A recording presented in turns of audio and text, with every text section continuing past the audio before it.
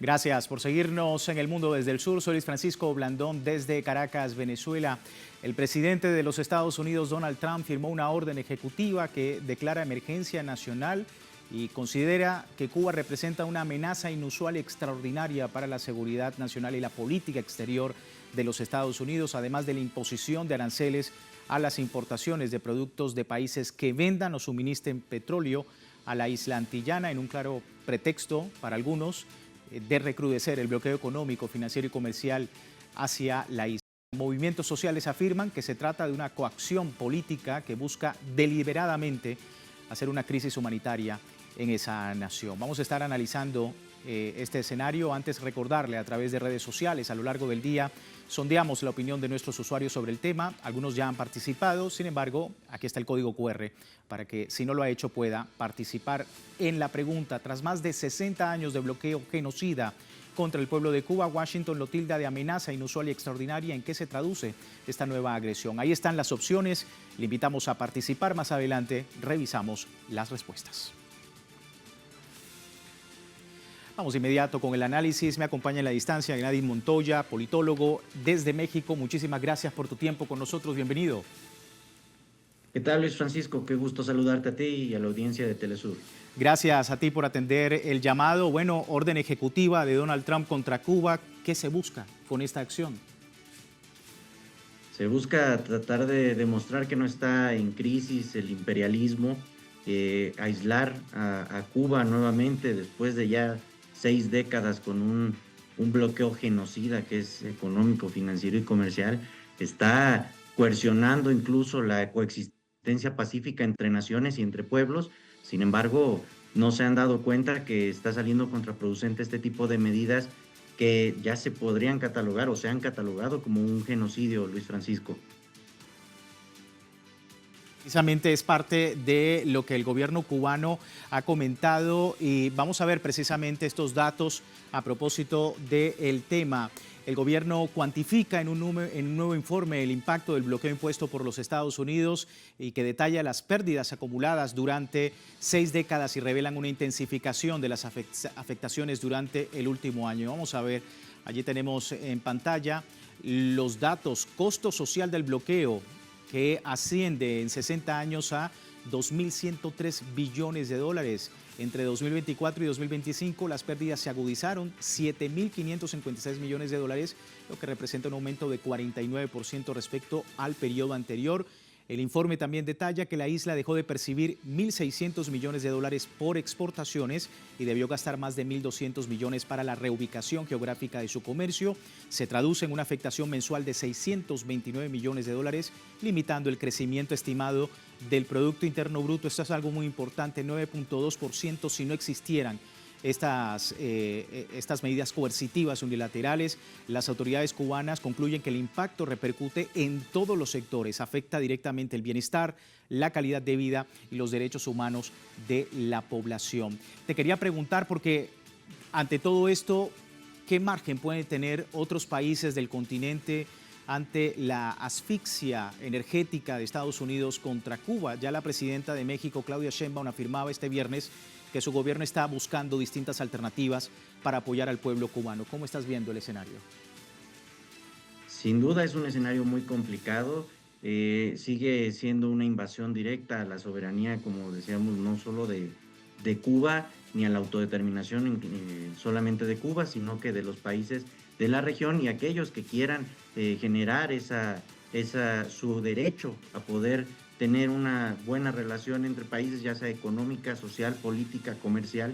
Y bueno, el margen de maniobra que tienen los países o que tenemos los países en la región sí se ve acortado. Sin embargo, se han demostrado acciones de determinación para poder seguir apoyando de la mejor manera y de una manera humanista y de colaboración, y repito, de una forma de coexistencia pacífica entre las naciones, así como la demostración de una madurez política que sigue siendo el sur global.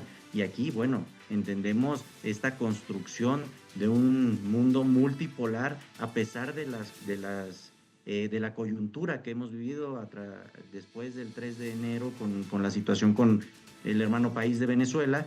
Y bueno, Cuba sigue siendo el objetivo con Estados Unidos, o bueno, de el grupo o la pandilla o camarilla de criminales encabezado al parecer por Donald Trump, pero que realmente está dando a entender que quien está detrás es Marco Rubio, y ahí mismo nos podemos dar cuenta que de fondo se está entregando todo el poder a este último, que es algo muy delicado porque también, insisto, nos demuestra esa implosión que existe dentro del sistema estadounidense. Decía Donald Trump que Cuba no podrá sobrevivir, que efectivamente pues dentro de las próximas semanas o meses no tendrá cómo sobrevivir. Muchos analistas dicen que esto significa un genocidio, que esto significa, por otro lado, una acción para hacer de Cuba pues una crisis humanitaria sin precedentes. ¿Lo ves de esa manera? ¿Estás de acuerdo con esto? Sí, totalmente. Las acciones desde hace más de 6 décadas se dicen por sí solas. Y aquí, bueno, incluso hay que analizar un poco este tema, porque si bien quieren hacer esta asfixia al pueblo cubano, que no es al régimen como lo manejan los medios transnacionales o los medios corporativos de difusión, sino que quieren cambiar la forma de gobierno y la forma de relación entre la sociedad política y sociedad civil en Cuba, pues nos dice que Estados Unidos no necesariamente se involucra de manera directa, como lo expresó Marco Rubio. Ellos dicen que el régimen, mal dicho, podría cambiar de acuerdo a las dinámicas internas o regionales. Quiere decir que saben que dentro de la revolución cubana y la conciencia revolucionaria del pueblo cubano no funcionan la demagogia, y tienen que generar acciones más contundentes que sí, efectivamente se pueden interpretar sin duda alguna como un genocidio al ir orillando a la economía cubana a más allá de una economía de guerra, como se ha declarado incluso dentro del gobierno revolucionario. Y bueno, necesita existir una fundación de organismos multilaterales que realmente respeten el derecho internacional, la autodeterminación de los pueblos y la soberanía. Sí. Más allá del impacto en Cuba, los analistas analistas en el continente afirman que los intentos de Washington de decidir sobre los recursos de la región pues suponen una desinhibida política del gran garrote, de la retaliación económica a toda nación que salga de esa órbita de su influencia. ¿Qué repercusiones también estás viendo de esta situación en Cuba sobre el resto de la región? Bueno, sin duda, Cuba y la Revolución Cubana y el heroico pueblo cubano son un faro de dignidad, de resistencia, y aquí es donde nos damos cuenta que esa resistencia, esa dignidad y esa valentía se está contagiando hacia la región. Políticamente tenemos que ver qué acciones se pueden manejar en el aspecto diplomático, y a la vez de manera interna en los países tienen que haber una unidad, que es lo que se necesita, una unidad nacional para poder sobrellevar y aguantar esta andanada del imperialismo en declive.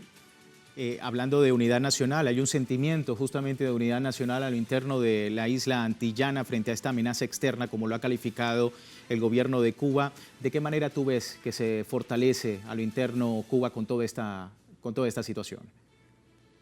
Totalmente son medidas que le salen contraproducentes a los grupos de poder, tanto fácticos como establecidos en Estados Unidos, y Washington no termina de entender que, repito, desde hace más de 6 décadas el pueblo cubano tiene la conciencia revolucionaria suficiente para entender los momentos históricos que estamos transitando y que están transitando. Asimismo, lo único que hace es alimentar ese sentimiento antiimperialista en vez de ir erosionando por dentro, como es su vaga idea o su vaga estrategia política, que nos demuestra que no tienen más que usar la fuerza repito, de una manera como una pandilla de delincuentes a través de la piratería o de acciones que ni siquiera en el medioevo se veían.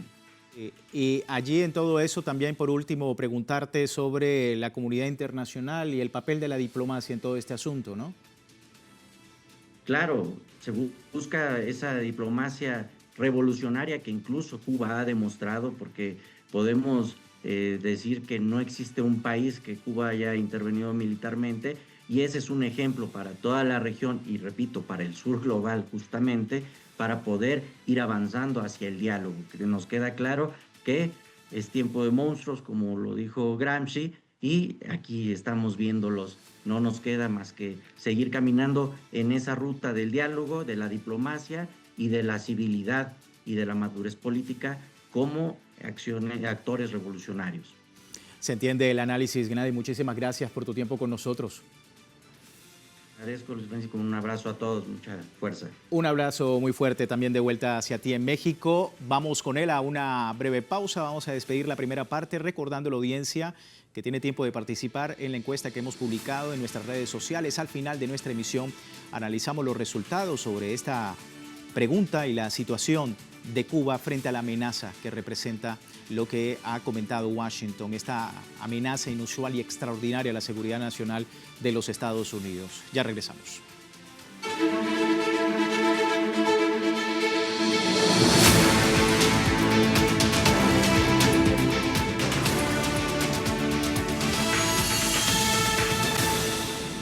Gracias por seguirnos en El Mundo desde el Sur. Hoy hablando de Cuba, cuando el presidente de Estados Unidos, Donald Trump, ha firmado esta orden ejecutiva que declara una emergencia nacional por considerar a Cuba una amenaza inusual y extraordinaria, y la política exterior de los Estados Unidos además pudiese imponer aranceles a las importaciones de productos de países que vendan o suministren petróleo a la isla antillana. Pero también está, por otro lado, lo que desde Cuba se ha dicho en torno a todo este escenario. Me acompaña Destiny Rivera Gómez, organizador y miembro del comité directivo de Manos Fuera de Cuba, capítulo Los Ángeles, desde los Estados Unidos. Destiny, muchísimas gracias por tu tiempo. Bienvenida.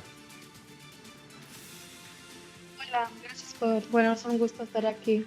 Sí, un gusto también. Gracias por atender la llamada. Quería, antes de la pregunta, ver la reacción del presidente cubano Miguel Díaz-Canel, que no ha tardado en pronunciarse a través de redes sociales y denunciaba lo siguiente: bajo un pretexto mendaz y vacío de argumentos vendido por quienes hacen política y se enriquecen a costa del sufrimiento de nuestro pueblo, el presidente Trump pretende asfixiar la economía cubana imponiendo aranceles a países que soberanamente comercian petróleo con Cuba.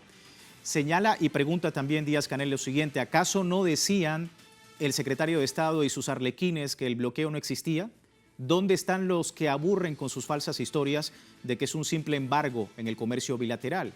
Esta nueva medida evidencia la naturaleza fascista, criminal y genocida de una camarilla que ha secuestrado los intereses del pueblo estadounidense con fines puramente personales, decía Miguel Díaz-Canel a través de la red social X. Destiny, y hay un sentimiento de unidad nacional frente a la amenaza externa en Cuba, ¿no? ¿De qué manera todo esto lo ves? ¿Fortalecerá, si cabe, transformará también el contrato social dentro de la revolución cubana? ¿Cómo estás viendo también el escenario dentro del país? Bueno, nosotros como comité de Los Ángeles, que es un comité que se llama Manos Afuera de Cuba, estamos íntimamente estamos hablando con el Instituto de Cubanos de Amistad con los pueblos y también los que están parte del grupo de Belly of the Beast, para conocer un poco más de los testimonios de cómo se están sintiendo ahorita en Cuba, para que nosotros, Estados Unidos, podamos ir adelante en hacer nuestras estrategias que lo van a, pues, en la manera en que podemos apoyar a los cubanos en lo mejor que podamos, porque nosotros no vivimos en este país.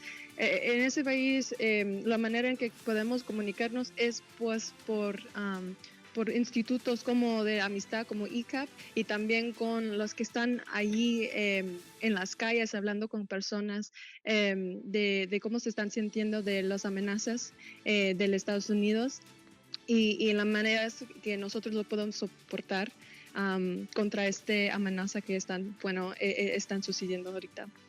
Sí, sin duda. Y fíjate, la comunidad internacional también ha reaccionado, una mezcla de indignación, de preocupación ante lo que consideran una aplicación extraterritorial de las leyes estadounidenses sobre Cuba. La presidenta de México, Claudia Sheinbaum, por ejemplo, dice que su país va a buscar la manera de apoyar a Cuba sin poner en riesgo a México. Denunció que la falta de combustible va a impactar gravemente a hospitales, servicios básicos y bueno, exigía también respeto al derecho internacional. Por su parte, la Cancillería de Venezuela rechazaba también esta nueva agresión de Estados Unidos contra el comercio soberano de Cuba. Calificó de despropósito declarar a Cuba como una amenaza para la seguridad estadounidense y advierte de riesgos existenciales para la isla, reafirmando la solidaridad incondicional ante el endurecimiento del bloqueo económico. Y por último, el portavoz del Ministerio de Relaciones Exteriores de China, Guo Jiankun, expresó que Beijing apoya firmemente a Cuba en la defensa de su soberanía y la seguridad nacional, exige a Estados Unidos el levantamiento de este bloqueo impuesto a Cuba, cuyos daños acumulados en más de 6 décadas ya superan los 170.000 millones de dólares. Te quería preguntar, Destiny, sobre el papel, ¿cómo ves tú el papel que juega la solidaridad internacional y la diplomacia para garantizar, por supuesto, suministros vitales a pesar de las amenazas de Donald Trump? Ya tenemos 33 años que las Naciones Unidas han condenado el embargo que está ahorita contra Cuba. A dos años anterior era más de 165 naciones que votaron para soportar en condenar el embargo. Los dos países que eran contra esa resolución eran Estados Unidos e Israel. Ya el año pasado se subió que 187 naciones iban a votar a soportar de condenar el embargo que los Estados Unidos está apoyando, pero también incluyó nuevamente que Argentina y Uruguay en Hungary, Ukraine, están votando de apoyar el embargo y no apoyar de las otras naciones. Siempre había pues el soporte de la comunidad internacional por votación. Lo que no está presente es el apoyo de esfuerzo, el apoyo de más recursos humanitarios y ayuda humanitarios por razón del embargo y las amenazas de las tarifas, que si no están de acuerdo con los Estados Unidos y sus nuevas y los que ya el continuación de sanciones y las reglas contra el comercial, eso lo que está pasando es que no vamos a encontrar una oportunidad donde Cuba se puede seguir adelante si la comunidad internacional no ponga más esfuerzo en pues las soluciones de estar presente, porque ahorita las votaciones no hacen nada. A veces es solamente enseña una opinión del mundo, pero no está enseñando que hay como maneras en que seguir adelante. No hay paso por paso. No han enseñado que van a apoyar. Hay ciertos países como México, como China, pero eso no es suficiente. Entonces, no solo queremos que nos den sus opiniones cuando hagan sus votos, pero más que nada es que hacen una contrato o si no un contrato, una plan de cómo van a ir paso por paso ayudando pues la gente de Cuba. Te Eso quería, es lo que estoy viendo. sí, te quería preguntar, Destiny, porque tú eres organizadora, miembro activo de un comité de Manos Fuera de Cuba en los Estados Unidos, y muchos dentro de allí, de Estados Unidos, manifiestan que toda esta acción que se está presentando por Donald Trump, no solamente contra Cuba, sino otros países del mundo, refleja una crisis en realidad interna de los Estados Unidos. Se trata de desviar la atención frente a los problemas coyunturales multidimensionales que tienen los Estados Unidos frente a su propia población. ¿Lo ves de esta manera y cómo es el rechazo que se está generando, tú que vives allá adentro y que eres miembro de un movimiento activo como Manos Fuera de Cuba? ¿Cómo lo estás viendo? Pues ahorita nosotros estamos experimentando una crisis también contra los inmigrantes y todo está conectado. Porque el Estados Unidos tiene una historia muy larga y que continúa, que llega a diferentes países para desestabilizarlos. Y luego tenemos un problema, dice nuestro gobierno y la administración de Trump. Tenemos un problema de inmigrantes, pero muchos de esos inmigrantes llegan de los mismos países que nosotros fuimos a desestabilizar. Entonces hay mucho falta de conocimiento, de información y de educación, de cómo todas estas situaciones están conectados. Y más que nada ese falta de información y de entendimiento nos está dividiendo en diferentes maneras. Ahorita lo mejor que está pasando es que nuestras protestas y demostraciones no son únicos en tema, no es solamente para los inmigrantes, no solamente es contra las redadas que está pasando, pero como ya explicaste, hay mucho conflicto y crisis sobre varios temas, porque el gobierno de hoy no está protegiendo a las comunidades, más que nada está protegiendo ciertas personas de riqueza. Y no está respetando los pedidos y lo que nosotros como un pueblo queremos de la administración. Más que nada están involucrados en negocios afuera de nuestro país. Están involucrados en Venezuela, en Israel, en Palestina, en otros países, más que estar aquí presente en nuestro país donde hay mucha crisis. Pero sí, lo que estamos experimentando estamos dando cuenta que falta mucha información de conectar cada crisis que estamos experimentando en este tiempo. Y en esa falta, cuando ya damos conocimiento, estamos haciendo trabajo más general, más conectado y no estamos tratando de, pues, bridge the gap, que es la manera de ser, de conectar nosotros como grupos organizadores de diferentes temas o diferentes pueblos y juntarnos para, pues, enfrentar una amenaza y un peligro que viene de una administración, para que nosotros tenemos solidaridad juntos. Eso es lo que está sucediendo ahorita. Aunque nosotros estamos desconectados de ciertas informaciones, todos están sintiendo dolor y todos están experimentando golpes de la administración y del Estado, y estamos tratando de llegar a una manera de estar unidos. Eso es lo que está sucediendo ahorita. Sí, y quería preguntarte por último el papel de los medios de comunicación frente a todos estos movimientos sociales que alzan la voz por Cuba, que alzan la voz por los pueblos de Latinoamérica, el papel de esos medios en frente a todo este escenario de amenazas de Donald Trump.